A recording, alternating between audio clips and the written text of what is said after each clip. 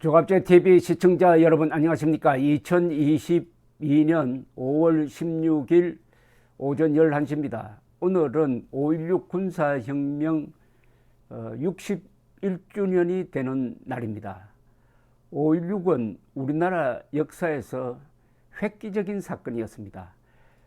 군인들이 집권을 했습니다. 이것은 고려 때 무신정권 등장 이후 약 800년 만에 처음입니다. 그리하여 그 뒤 약 30년 동안 군인 출신 대통령들이 이 나라를 이끌었습니다. 박정희, 전두환, 노태우, 이 30년 동안 대한민국은 세계 최고의 경제 성장을 이룩하고 그것을 딛고 평화적 민주화를 했습니다. 즉 평화적 정권 교체를 했습니다. 노태우 대통령이 6.29 선언을 통해서 직선제 개헌을 하고 제6공화국의 문을 열었습니다. 지금은 제6공화국입니다. 군인 출신 대통령이 문을 연 제6공화국에 살고 있습니다. 5.16으로부터 시작된 지난 61년의 이 대장정은 세계 역사에 길이길이 남을 것입니다. 더구나 5.16은 무혈 쿠데타였습니다. 이게 굉장히 중요합니다. 집권 과정에서 피를 흘리면 여러 가지 부담이 생깁니다. 그리고 더 강경하게 진압하려고 하는 충동이 일어납니다. 또 정권을 놓지 않으려고 합니다. 그런데 피를 흘리지 않았어요. 참 기적적으로 5.16 그날 한강에서 막는 헌병과 건너오는 공수부대 사이에 총격전이 있었지만 사망자가 없습니다. 그러니까 박정희 대통령 시절을 흔히 독재라고 그러는데 이건 독재도 아닙니다. 이걸 독재라고 한다면 세상에 독재 아닌 정권은 없을 겁니다. 독재의 기준이 뭡니까? 권력을 놓지 않기 위해서 얼마나 많은 사람들을 죽이느냐 아닙니까? 박정희 대통령이 권력을 놓지 않기 위해서 자신이 지시해서 죽은 사람이 단 한 사람이라도 있습니까? 없습니다. 18년 동안 그런 끈질긴 반정부 활동 그리고 학생들의 반정부 시위에도 불구하고 박정희 대통령은 단 한 번도 발포 명령을 내린 적이 없습니다. 군인들의 발포에 의해서 죽은 시위대가 단 한 명도 없습니다. 18년 동안. 이거 세계 기록 아닙니까? 미국에서 이 정도의 시위가 있었으면 아마 경찰이 발포해가지고 수백 명이 죽었을 겁니다. 미얀마에서는 하루에 수십 명, 수백 명이 죽었지 않습니까? 18년 동안 단 한 사람도 발포로 죽은 사람이 없다는 거. 이 정도면은 거의 성인군자입니다. 성인군자. 정치인이 이 정도로 인권을 존중하고 인명을 소중하게 여겼다면은 이건 성인군자입니다. 역사적으로 평가하면 그렇다 이거죠. 물론 정치적 탄압은 있었죠. 정보부가 권력 유지의 중요한 수단으로 사용된 거 무시할 수 없습니다. 그러나 대격변기에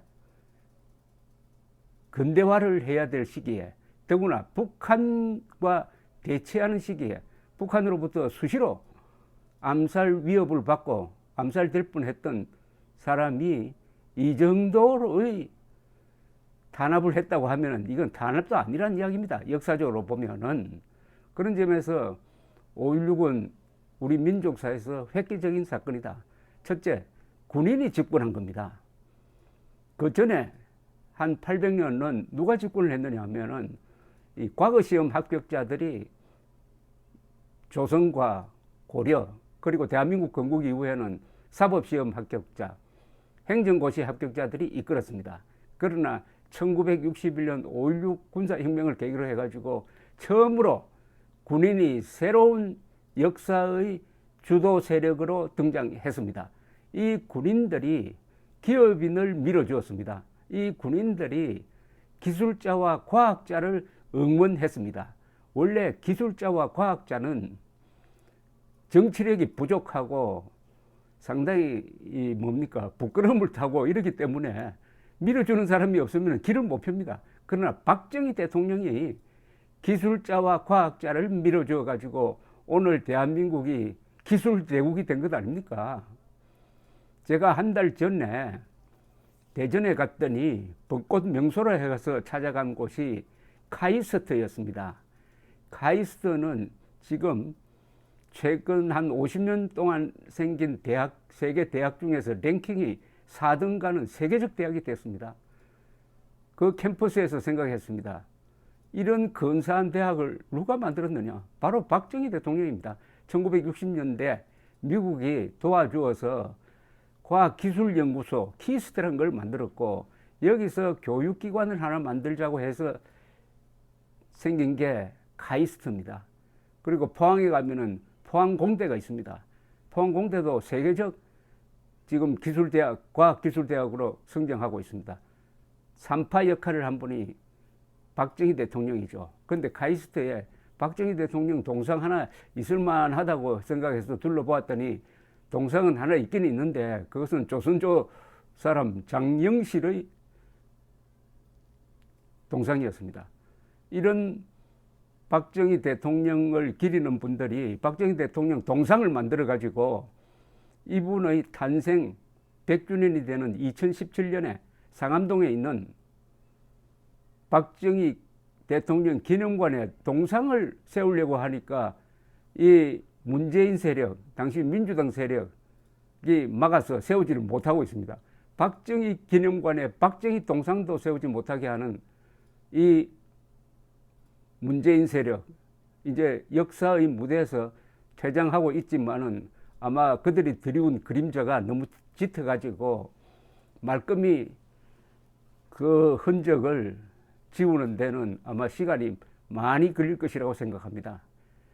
돌이켜보면은 5.16으로 해서 대한민국은 세계에서 우뚝 솟는 나라가 되었습니다. 5.16이 일어났을 때, 즉 1961년에 통계 가능한 103개국의 1인당 GDP를 조사를 하면 대한민국은 꼴찌권이었습니다. 87등이었습니다.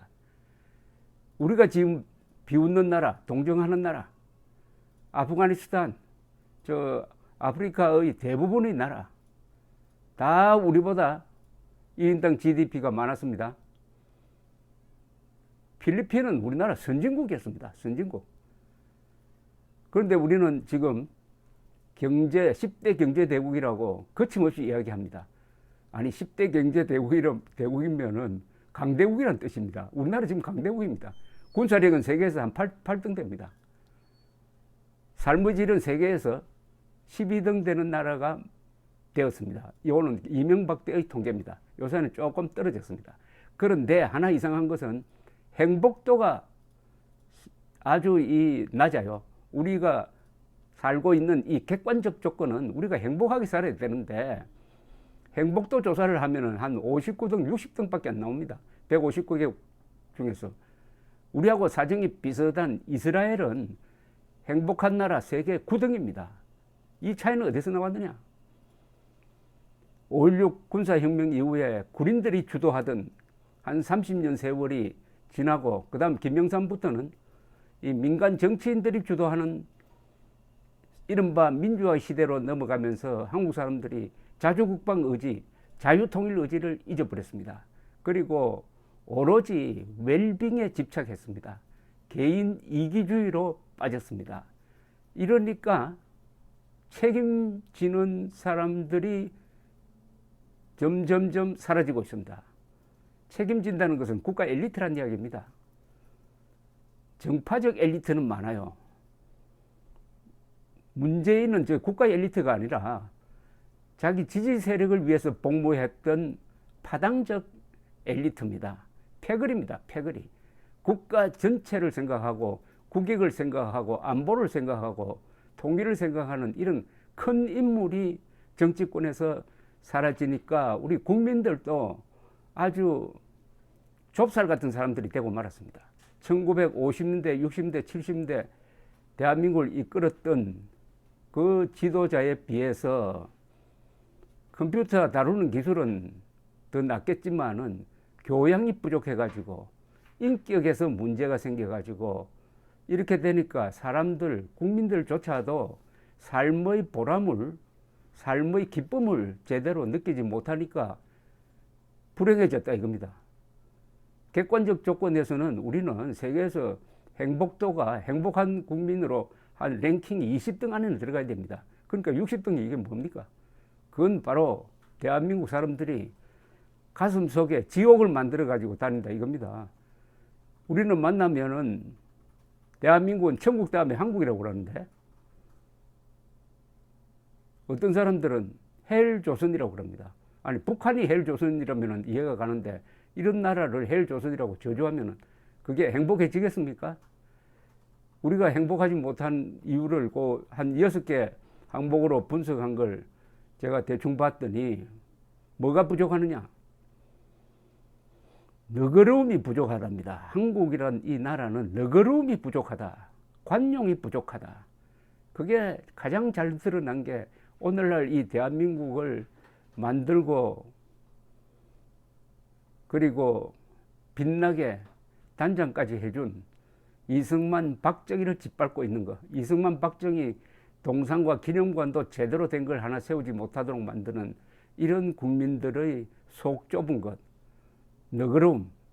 어떻게 너그러운 사람들이 될 것이냐 하는 게 5.16 61주년을 맞아서 저희 마음속에 남아있는 화두입니다. 화두. 제가 기자생활 50년 이상 해보니까 한국 사람들 아주 머리 좋은 사람들입니다. 그리고 건강한 사람들이에요. 그러나 부족한 사람이 두 가지 타입이 있습니다. 균형 감각이 있는 사람이 드뭅니다.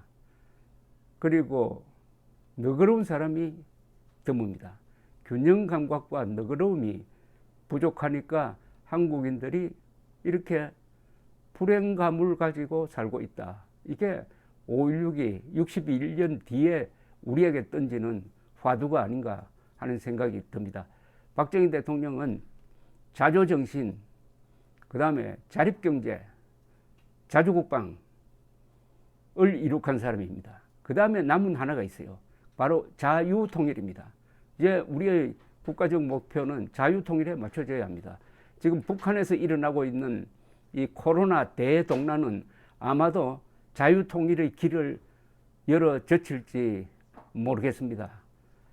남북한이 다른 나라라고 생각하고 문 닫고 그냥 살자 하는 이런 패배주의는 안 됩니다. 자유통일해야 합니다.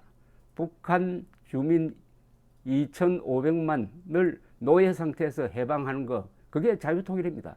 그것은 또 우리 헌법이 우리 국민들과 지도자들에게 명령하는 우리의 대과업인 것입니다.